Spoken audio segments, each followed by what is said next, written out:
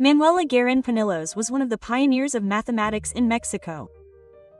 She was born on January 1, 1914, in Spain, but at the age of 3 she migrated to Cuba with her family. Following the rise of dictator Gerardo Machado, Manuela had her first political experiences as a student. At the age of 17, for a combination of political and family reasons, she migrated with her family to Mexico, where she settled permanently. After completing her secondary studies, she entered the National Preparatory School and later, in 1937, she enrolled in the School of Physical and Mathematical Sciences of the UNAM, where she was part of the first generation of mathematics students, along with Enriqueta González Baugh, other students. Manuela began working as a professor at the Universidad Obrera while completing her university studies. During that time, she was invited to participate in a cell of the Mexican Communist Party by the owners of a butcher shop in La Merced, where she used to buy meat for her sick mother. Later, she joined the engineering student cell, where she met her future husband, Raúl Alvarez, with whom she shared many episodes of family life and political activity. Manuela had 2 children and, despite the expectations placed on married women at the time, she never gave up her profession. She was a researcher at the Institute of Geophysics of the UNAM. She actively participated in the Mexican Mathematical Society. She founded the School of Mathematics at the University of Yucatan and the School of Advanced Studies at the University of Sonora.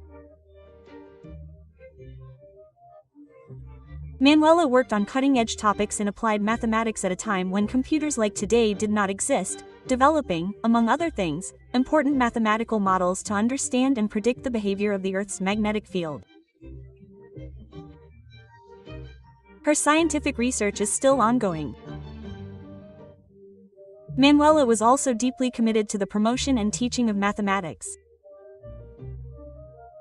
In the 1970s, she worked with primary school teachers, collaborated on curricula, and wrote textbooks, convinced that mathematics is also a path to freedom.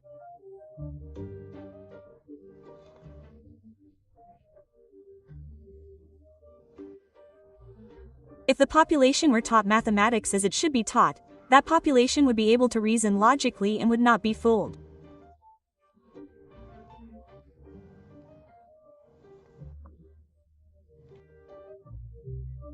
Throughout her life, Manuela actively participated in social movements and solidarity with the peoples of Latin America who fought for their freedom: Brazil, Argentina, Chile, Cuba, Venezuela, and Guatemala.